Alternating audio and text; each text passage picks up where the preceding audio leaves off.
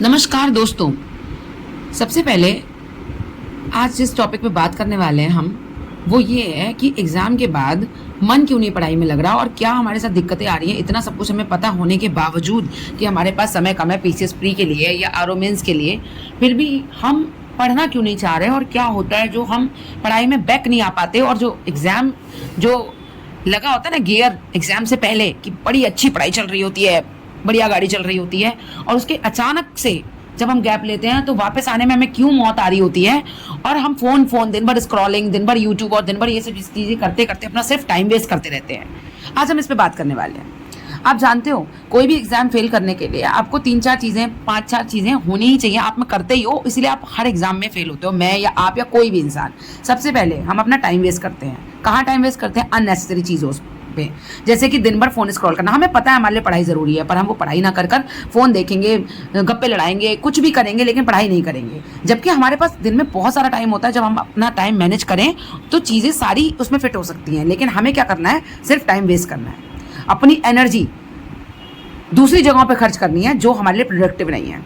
और इतना याद रखिए, कोई और कहीं ना कहीं बैठ कर लगातार पढ़ रहा है। जो सिलेक्शन लिस्ट में नाम आने वाले हैं ना, उनमें और आप में डिफरेंस में, उनमें और मुझ में या आप में डिफरेंस क्या होने वाला है कि वो कहीं ना कहीं मेहनत कर रहे हैं। उनका फोकस ही नहीं है इधर उधर, वो अपना फोकस क्लियर विजन रखे हुए हैं और वो मेहनत लगातार करते जा रहे हैं, लगातार करते जा रहे हैं, बिना किसी को दिखाए, बिना किसी को शोर मचाए, साइलेंटली बस पढ़ाई में अपना मन लगा रहे हैं। बाकी सारी चीजें छोड़ के नहीं पढ़ते, दोस्ती नहीं छोड़ते, प्यार नहीं छोड़ते, मोहब्बत नहीं छोड़ते, फोन नहीं छोड़ते, लेकिन हर चीज का मैनेजमेंट का एक समय होता है जिसको वो मैनेज करके ले जाते हैं, और वही इंसान लाइफ में सक्सेसफुल होता है।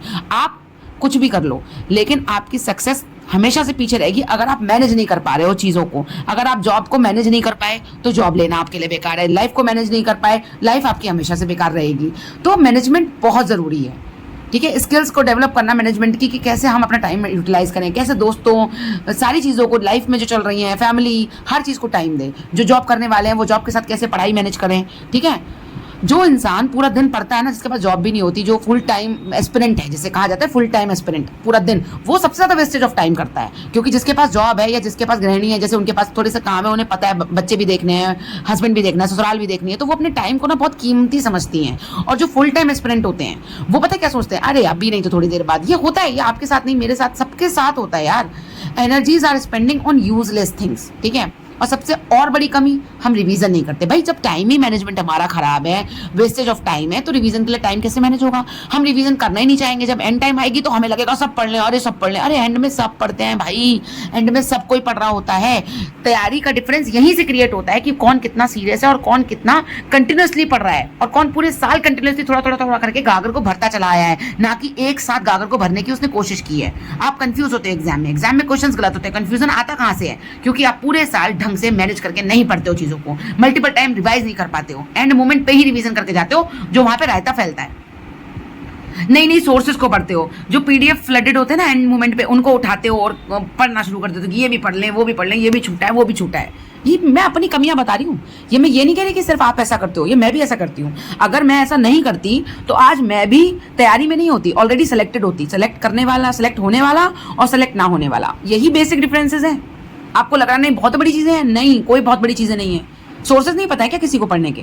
क्या चीजें नहीं पता है कि हिस्ट्री के लिए क्या पढ़नी है, ज्योग्राफी के लिए क्या पढ़नी है? कितनी वीडियोस इस बारे में देखते हो कि क्या क्या पढ़ना है? सबको पता है क्या क्या पढ़ना है, पर पढ़ाई कैसे जाए, पढ़ाई होती क्यों नहीं है, इस पर कोई बात नहीं करता।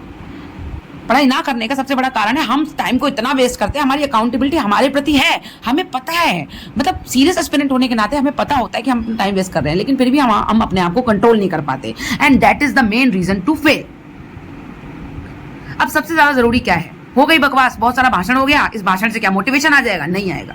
सबसे ज्यादा जरूरी है अपनी चीजों को खुद से एनालिसिस करना और ये समझना कि सच में कंटिन्यूटी बहुत बड़ी चीज होती है इस तैयारी में। कहीं और कोई और बैठकर पढ़ रहा है और वो सीट ले जाएगा आपकी, बस इतनी सी बात समझ लो। कोई और टाइम वेस्ट नहीं कर रहा है, तो जब वो नहीं कर रहा ना, तो ये कॉम्पिटिशन है, वही आगे निकलेगा और आप पीछे रह जाओगे या मैं पीछे रह जाऊंगी। तो आज से एक अकाउंटेबिलिटी तय करते हैं, एक दूसरे के प्रति नहीं, अपने आप से हम अकाउंटेबिलिटी करते हैं कि हम पढ़ेंगे और डेली अपना कंटिन्यूटी को मेंटेन रखेंगे, एक भी गैप लिए बिना। विदाउट बीमार हो गए वो अलग चीज़ है, कोई काम पड़ गया वो अलग चीज़ है, लेकिन ऐसे नॉर्मल ब्रेक नहीं होगा, टाइम वेस्ट नहीं करेंगे। Bye bye.